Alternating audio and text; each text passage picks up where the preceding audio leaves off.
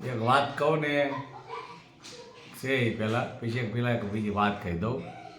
આપણા ઘરે આપણા છોકરાને કોઈ જોવા મહેમાન આવે અને આપણા છોકરામાં નાની મોટી કંઈ ખામી હોય ને તો કોઈ બજારે હાલ્યું જતું હોય ને એને હાથ કરાય નહીં પહેલાં.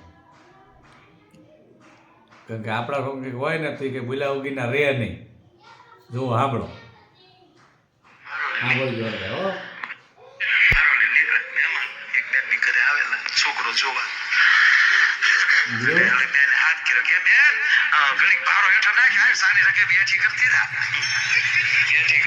જેમ કોઈ કેમ ગલુડું.